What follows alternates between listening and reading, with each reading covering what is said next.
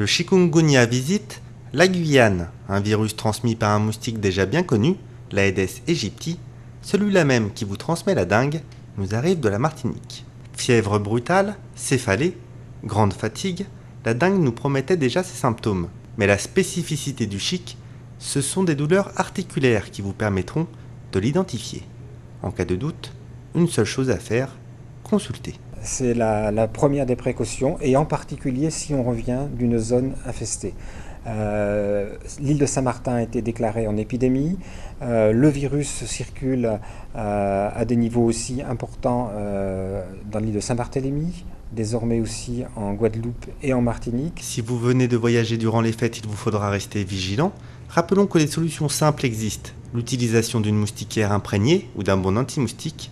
Le 6 décembre, les 2 premiers cas confirmés ont été connus sur l'île de Saint-Martin.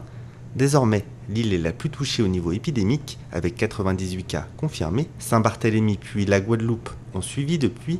Aujourd'hui, en Guyane, nous ne sommes pas à l'abri. Il faut essayer de lutter contre la prolifération des moustiques dans l'environnement, en particulier l'environnement immédiat, les jardins, les maisons, et également les encombrants, les pneus, les véhicules usagés qui sont des réceptacles en effet de développement de gîtes larvaires. Au total, le nombre de cas confirmés pour les régions Antilles-Guyane s'élève à 122. Les personnes qui sont malades ou suspectes doivent également se mettre sous moustiquaire de façon à éviter d'être piquées par des moustiques, ce qui permettrait ensuite d'infecter d'autres personnes. Le moustique urbain se niche partout.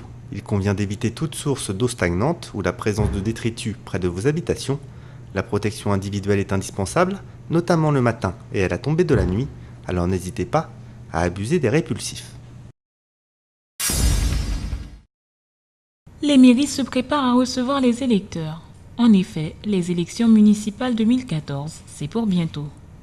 À Remire-Montjoly, pour répondre aux exigences légales, les 6 bureaux de la commune ont été rééquilibrés pour rester dans une fourchette de 800 à 1000 électeurs chacun, obligeant la création de 6 bureaux de vote supplémentaires. Le nombre de bureaux de vote à Remire-Montjoly passe ainsi de 6 à 12. Ces créations sont dues à l'augmentation de la population et à celle des jeunes en âge de voter. De ce fait, un redécoupage général s'imposait. La liste électorale de la commune arrêtée au 1er janvier 2008 comptait 8 553 électeurs et compte aujourd'hui 10 630 inscrits. Pour des raisons de proximité et pour ne pas déranger les habitudes des électeurs, les bureaux ont été redoublés sur les mêmes sites ou situés dans les mêmes secteurs. À Cayenne-Matoury, il n'y aura pas de bureau de vote supplémentaire. Le 23 et 30 mars prochain, dans toutes les communes, vous allez élire vos conseillers municipaux pour 6 ans. Si vous êtes dans une commune de 1000 habitants et plus, vous allez également élire vos conseillers communautaires.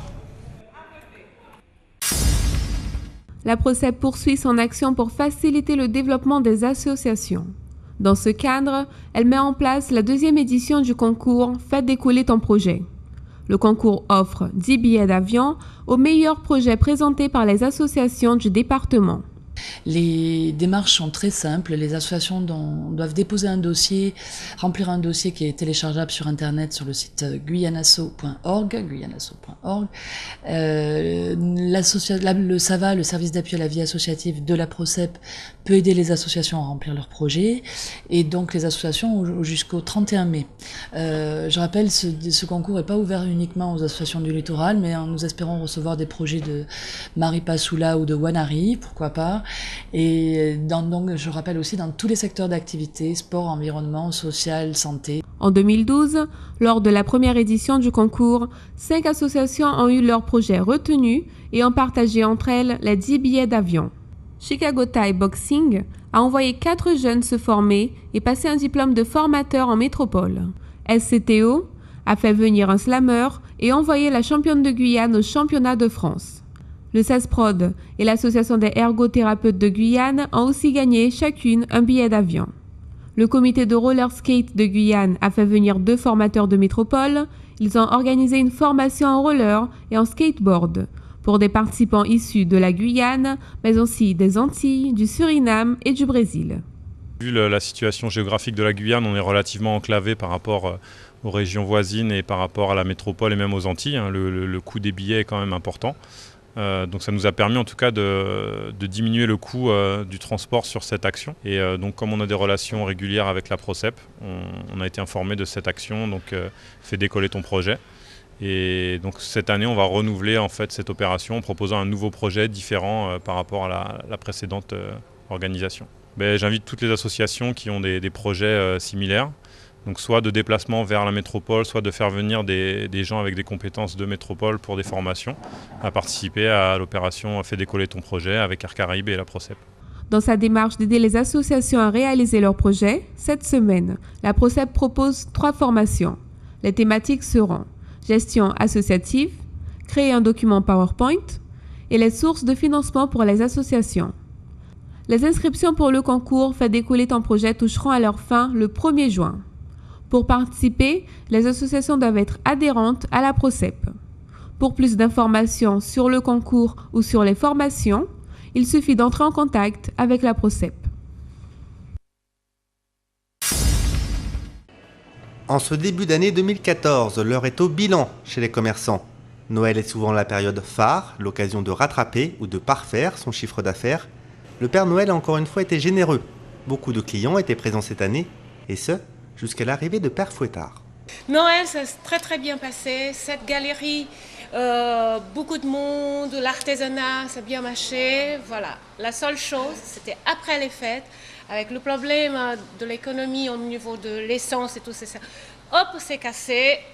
Les clients, pas de clients. Les commerçants ont subi les conséquences de la grève, mais c'est déjà de l'histoire ancienne. Tous les efforts sont désormais concentrés sur l'après-fête. Demain, c'est les soldes. Je pensais au temps de l'8, ça démarrait les soldes en métropole, un peu partout. Mais en exception cette année, nous démarrons les soldes un peu plus tôt, parce que les soldes sont commencés depuis le 1er janvier. Or, le 1er janvier, tous les commerçants ils sont en train de faire les inventaires. Donc là, ça me fait speeder déjà, vous voyez, après l'inventaire, pour mettre en place et pour commencer, pour démarrer rapidement les soldes. Si la crise pèse toujours sur le budget solde des Français, vous serez sans doute comme chaque année très attentif aux bonnes affaires. Alors à vos marques, prêts, soldés. Chaque fin et début d'année, on se pose des questions sur ce que nous réserve le futur. C'est de cette manière qu'en Guyane, la voyante Carmen Dessagnes voit son nombre de clients augmenter tous les mois de décembre et janvier. Les astrologues et les numérologues aussi donc, sont souvent recherchés parce qu'on commence le début d'année par une nouvelle énergie. On dit toujours d'ailleurs aux entrepreneurs, si vous avez quelque chose à changer, changez avec les énergies du début de l'année, parce que c'est les énergies nouvelles. Les questions les plus posées, c'est en général les sentiments. La santé est une question qui est en général posée d'office. Et aussi le problème professionnel, situation stable ou pas financière et professionnelle. La question qu'on n'ose souvent pas poser ou que les gens ne veulent pas qu'on leur parle, c'est la mort. Bien souvent, ils ne veulent pas entendre si effectivement de graves accidents vont leur arriver, eux ou leurs enfants ou leurs proches. Pour la Guyane, les prédictions sont plutôt bonnes. Le système économique va se souder et le département sera plus indépendant. Alors déjà, effectivement, pour la Guyane, politiquement, attendons-nous à des surprises très étonnantes, assez radicales au niveau des statuts politiques. Je vois de grands changements importants car les élus vont vraiment prendre en compte l'avis du peuple, donc des Guyanais. Et de toute façon, nous allons connaître plusieurs grèves importantes, surtout dans le domaine des énergies telles que l'essence, l'eau, la téléphonie et l'octroi de mer. Nous allons aussi être défendus par nos dirigeants, ça veut dire nos élus, pour retrouver une forme d'indépendance totale au niveau de certaines stratégies administratives. Ça veut dire qu'on va vouloir que la Guyane devienne beaucoup plus indépendante. Deuxièmement, quelque chose qui est très important, notre président de région, on lui fera la proposition d'un poste important au niveau du gouvernement et là, je dis, c'est son libre arbitre qui le fera choisir. Je ne vais pas vous dire quel sera son choix, il le lira lui-même à l'époque. Carmen nous a dévoilé aussi ses prédictions pour l'Hexagone en 2014. Des manifestations auront lieu, le peuple descendra aux rues. Elle prévoit une montée du Front National et les Bleus ne resteront pas longtemps au Brésil pour le mondial. Ils devront refaire les valises aussitôt arrivés.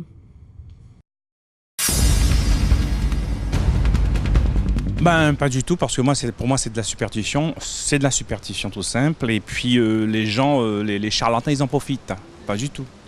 Moi je crois au créateur et puis point barre point. Non, je n'accorde pas trop d'importance à ça. Non, je n'accorde pas beaucoup d'importance au présage. Oui, pourquoi pas.